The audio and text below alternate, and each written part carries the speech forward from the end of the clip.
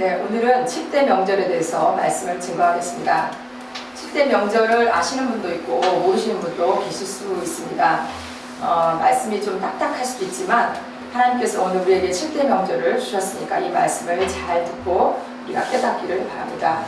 지구상에 있는 세계 여러 나라들이 명절을 가지고 있습니다. 우리가 살고 있는 미국의 크리스찬들의 명절은 이스터데이인 부활절, 또 땡스기빙인 우리가 추수감사절이 있죠.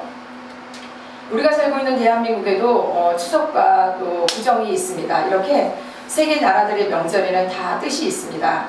그래서 구약시대에 하나님께서 이스라엘 백성들에게 7대 명절을 주셨습니다. 유월절, 무교절, 초실절, 오순절, 또 나팔절, 속죄절, 장막절 이렇게 7가지 명절을 주셨습니다. 이 명절이 생긴 이유는 하나님이 육신으로 변신하여 오신 분이 예수 그리스도이십니다. 예수님이 이 땅에 오실 때 인간의 구원을 위하여 나는 이런 일을 하리라 하려고 이스라엘 백성들에게 미리 예행 연습을 시킨 것이 7대 명절입니다.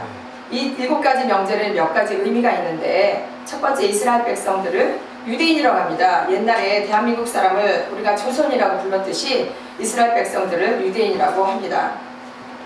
이 유대인들이 7가지 명절에 무슨 뜻이 담겨 있는지 모른 채로 하나님이 지키라고 하셔서 2000년 동안 나라가 없어진 채 로마의 티투스에 의하여 유대인들이 다 흩어져서 전 세계 구석구석 피하여 흩어져서 유랑하고 살면서 어느 나라에 있든지 어느 동네에 있든지 3명, 5명이 모이면 이 이스라엘 백성들이 7가지 명절을 지켜왔습니다. 그 결과 유대인들의 세계적인 복을 받았습니다.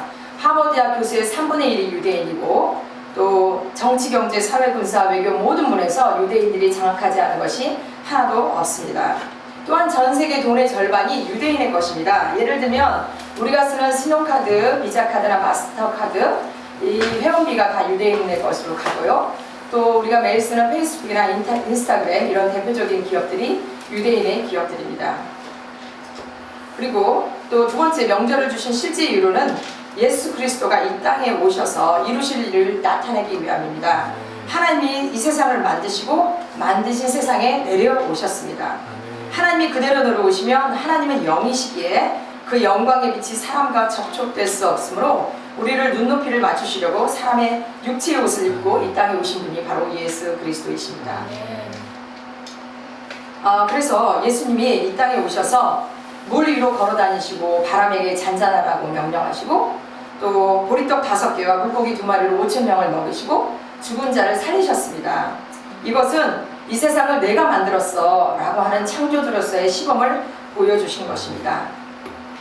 이 세상을 만드신 하나님이 사람으로 이 땅에 오신 분이 예수님인데, 예수님으로 이 땅에 오시면 무슨 일을 하실 것인지 보여주기 위하여 예수님이 이 땅에 오시기 수천 년 전에 이스라엘 백성들에게 7가지 명절을 지키라고 하신 것입니다. 마지막 이 7대 명절의 의미는 우리 성도들의 심령 속에 일어날 7가지 복음을 설명하기 위하여 명절을 주신 것입니다. 그러면 이 7가지 명절에 대해서 잠깐 알아보겠습니다. 첫 번째 명절은 유월절입니다. 이스라엘 백성이 유월절이 되면 그 자기의 양을 가지고 제사장이 그의 자기의 죄 문제를 가지고 죄 문제를 가지고 제사장에게 말을 하면, 제사장은 손을 펴서 한 손은 사람 머리에 손을 얹고 한 손은 짐승 위에 손을 얹어 기도를 합니다. 제사장이 가지고 온 짐승에게 이 사람의 죄를 넘어가게 해달라고 기도합니다. 그래서 유월절이 넘어가다, 옮긴다라는 뜻이 있습니다. 제사장이 기도를 마친 후에 허리에 있는 칼로 짐승을 죽임으로 사람의 죄를 사함받았다고 믿었습니다. 이 유월절은 예수님이 이 땅에 오셔서 십자가를 지시는 절기를 말하는 절기로 예수님의 십자가를 표현하고 있습니다. 구약시대는 인간의 죄를 짐승에게 옮겼지만 신약시대에는 우리의 죄를 짐승이 아닌 예수님의 십자가로 옮기는 것입니다. 실제로 예수님이 십자가에 죽으실 때 이스라엘 백성들이 그 유월절 어린 양 잡는 시간에 정확히 예수님이 죽으셨다고 합니다.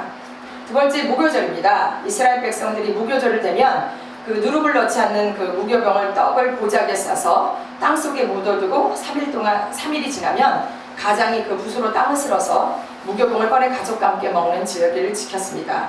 즉 무교절은 예수님이 십자가에 죽으시고 3일 동안 무덤에 계시는 것을 기념하는 절기입니다. 다음은 초실절입니다. 초실절은 이스라엘 백성들이 첫 열매 단을 거둬서 본인들이 먹지 않고 제사장에게 첫 열매를 바치는 절기가 초실절입니다. 이것은 예수님이 무덤에 3일 계시고 부활하시는 사건을 기념하는 절기가 초실절입니다.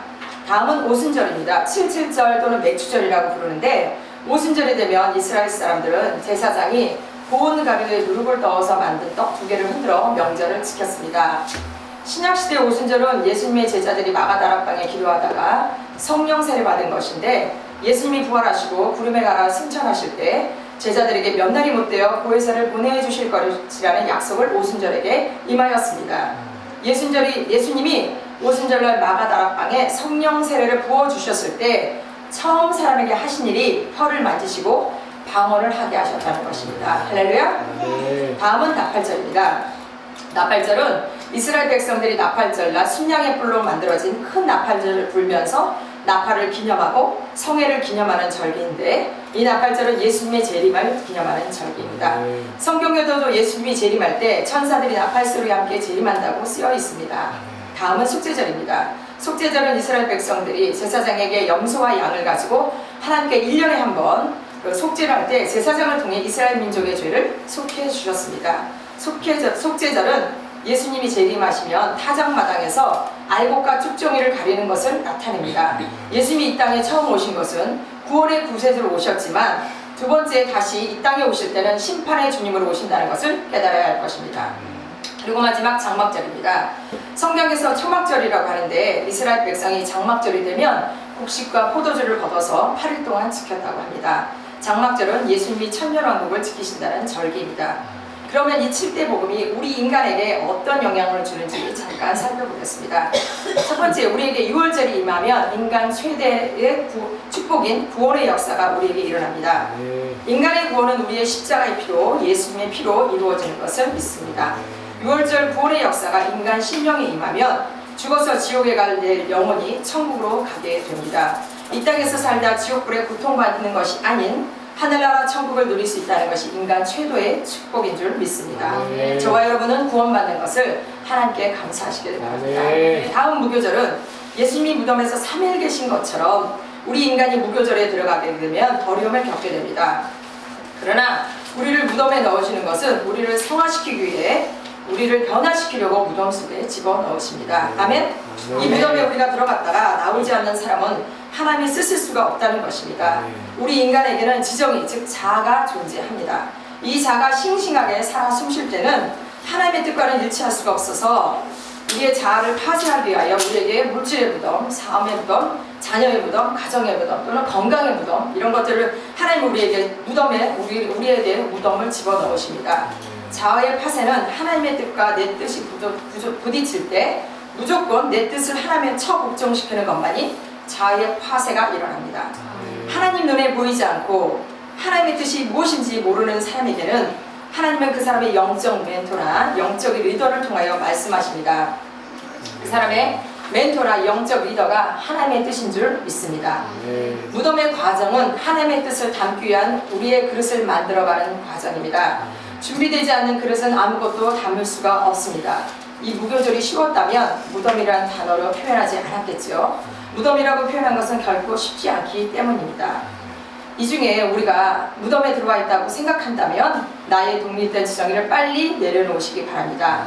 성경에서 무교절을 빨리 끝낸 인물이 요나인데 3일 동안 물고기 뱃속에서 무교절을 치렀습니다. 근데 요나보다 더 빨리 끝낸 인물이 있습니다. 바로 이삭입니다. 이삭은 모리아 산에서 한 번 누웠다가 일어나니 무교절이 끝났다는 것입니다. 우리도 수십 년을 무교절에 머무르지 말고 우리의 독립된 지정의를 빨리 내려놓고 무교절을 통과해야 할 것입니다. 다음은 초실절입니다.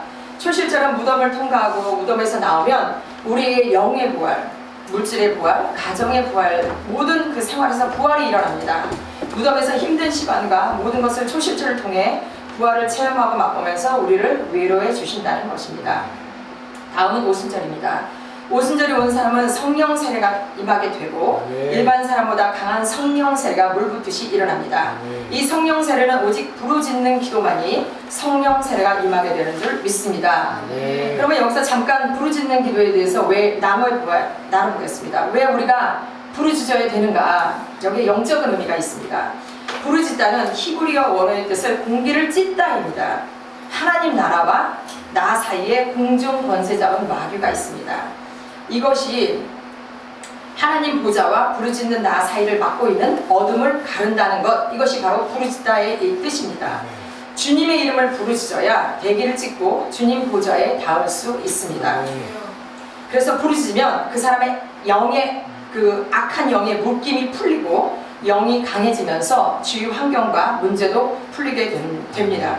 왜냐하면 그 환경과 문제를 얽매고 있는 마귀의 힘이 약해지기 때문에 응답이 저절로 오는 것입니다. 그래서 우리는 우리의 잠자는 영을 깨어나게 힘껏 부르짖어야 합니다.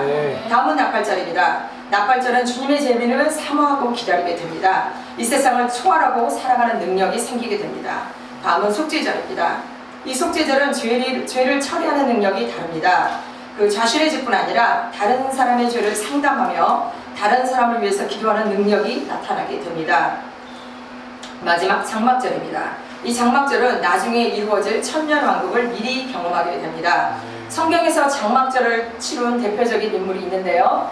다윗이 예루살렘의 왕이 되었고, 요셉이 애굽에 가서 총리가 되었고, 다니엘도 바벨론에 가서 총리가 되었듯이 왕같이 누리면서 부족한 것 없이 이 땅에서 누리며 하늘나라에 가게 됩니다. 하나님은 천지 창조를 시작하기 전에 완벽한 계획을 가지고 역사를 시작하셨습니다. 이 우주 만물은 하나님의 철저한 계획대로 설계대로 운행되고 있으며 이미 역사의 끝도 정해져 있습니다. 천지 창조를 시작하여 메시아의 나라로 끝이 나는 것입니다. 역사의 마지막을 장막절로 끝내기로 설계도로 이미 그리셨고 그 설계대로 역사를 진행하고 있습니다. 그래서 이 재난 과정 속에 우리가 살고 있는 것이죠. 그래서 오늘 우리는 7대 명절에 대해서 이 명절이 예수 그리스도임을 우리가 알았습니다. 자, 오늘 요한복음 1장 3절의 말씀처럼 창조 때 빛이 있으라 하신 분이 바로 예수 그리스도이십니다. 이 예수 그리스도를 끝까지 붙잡고 여기 있는 우리 모든 성도가 장막절까지 마치고 천국에 들어가시를 간절히 바라겠습니다. 잠깐 기도하겠습니다. 하나님 감사합니다. 이 7대 명절이 곧 예수 그리스도임을 우리가 알게 하여 주시니 감사합니다. 우리가 모인 이 성도들이 모두 장막절까지 마치고 하늘에 계신 예수 그리스도에 계시는 천국까지 갈 수 있도록 은혜를 베풀어 주시옵소서. 감사드리고 귀하신 예수 그리스도 이름으로 기도하였습니다. 아멘.